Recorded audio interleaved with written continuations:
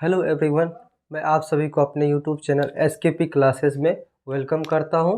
Dear, आज मैं CTET जुलाई 2024, ठीक है, और सब्जेक्ट जो है साइंस पेडागोजी है, यानी विज्ञान शिक्षण शास्त्र। और ये पेपर 2 का होगा क्लास, ठीक है। और आप लोगों से एक रिक्वेस्ट है कि आप लोग मेरे चैनल एसकेपी क्लासेस को लाइक एंड सब्सक्राइब कीजिए, ठीक है। तो मैं सीधे अब टॉपिक पे आना चाहूँगा, ठीक है। तो पहला क्वेश्चन है कि विज्ञान शिक्षण में किसका विकास होता है, ठीक है। यानी आप जब विज्ञान के शिक्षण कर रहे होते हैं तो उसमें जो है किसका विकास होता है, तो वो आपसे क्वेश्चन कर रहा है।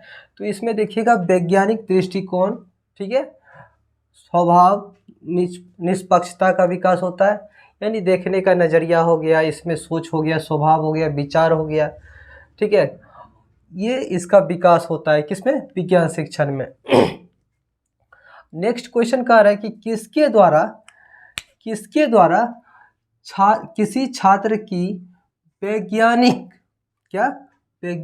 प्रवृत्ति, एक्टिविटी का पता चलता है। तो ये आपका पता चलेगा पक्षपाती स्वभाव का और व्यापक सोच का। पक्षपाती का मतलब आप ऐसे समझ सकते हैं कि किसी चीज़ के बारे में अपने से ज़्यादा उसमें क्या करना, स्वभाव रखना, विचार रखना, ठीक है, दूर तक सोच रखना ना, दूर से दूर तक विचार रखना, खुले विचार रखना, ठीक है। नेक्स्ट क्वेश्चन है कि विज्ञान शिक्षण में, ठीक है, किस पर बल नहीं देना चाहिए।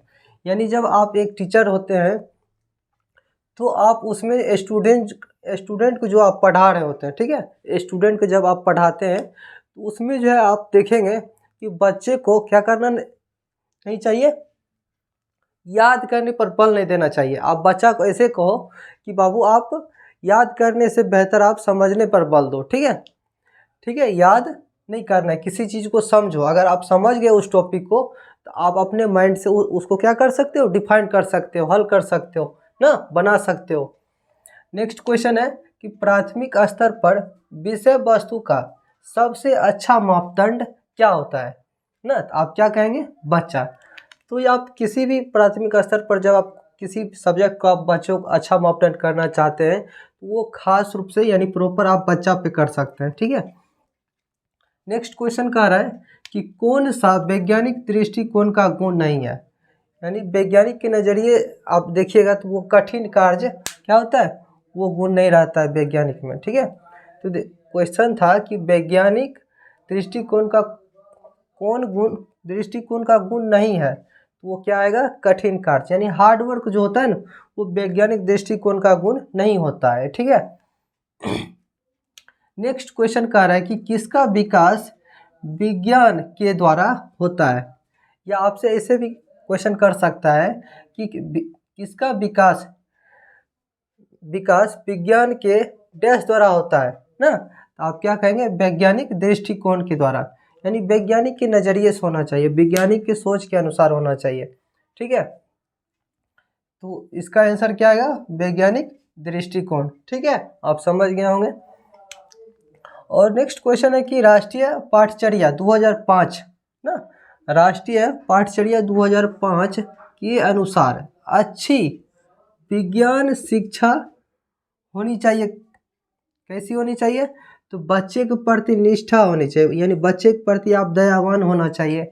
उस पर आप क्या कर सकते हैं, अपना आक्रोश नहीं दिखा सकते, उस पर आप दया करिए, उसके प्रति आप क्या रहिए, अच्छे स्वभाव करिए, ठीक है। उसके अनुसार आपको क्या करना है, शिक्षण करना चाहिए, न कि अपने प्रति, ठीक है। आप अपने अनुसार नहीं मानना है, इसमें क्या करना है, बच्चे को सर्वश्रेष्ठ मानना है, ठीक है। नेक्स्ट क्वेश्चन कह रहा है कि समूह में ना, ग्रुप में चर्चा करने से बच्चों में किसका विकास होता है।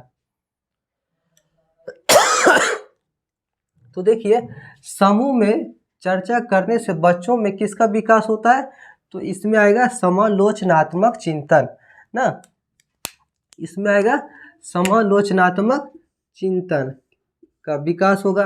यानी बच्चे में जो होता है वो किसी चीज़ को क्या करेगा, अनुभव करेगा, छू के देखेगा, उसका प्रयोग करेगा, ठीक है, उसको अनुभव करेगा, तो वो उस प्रकार से उसमें विकास होता है, ना कि आप उसको ऑब्जर्व करा रहे देखो अब ऊपर ये उड़ रहा है वो उड़ रहा है, तो उसको वो उसमें समालोचनात्मक चिंतन का विकास नहीं होगा जब तक वो किसी चीज़ को छुएगा नहीं, अनुभव नहीं करेगा, वो देखेगा नहीं, तब तक उसमें चिंतन का विकास नहीं हो सकता है। ठीक है, नेक्स्ट क्वेश्चन कह रहा है कि आगमन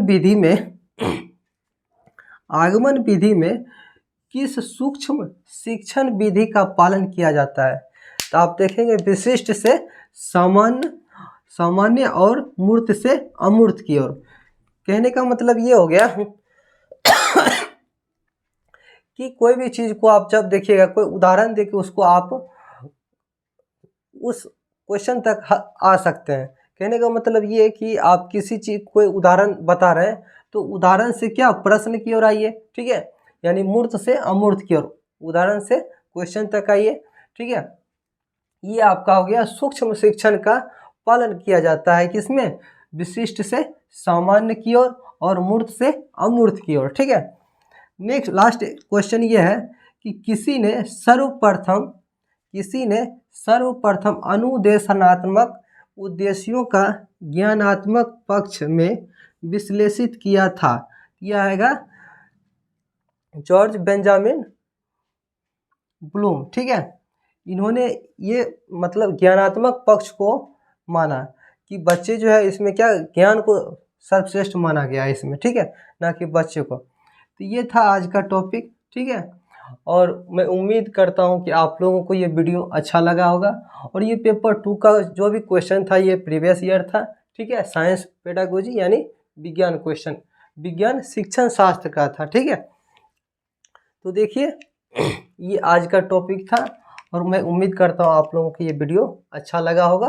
ठीक है, और मुझे विश्वास है कि आप लोग इस वीडियो को लाइक एंड सब्सक्राइब कीजिएगा। धन्यवाद।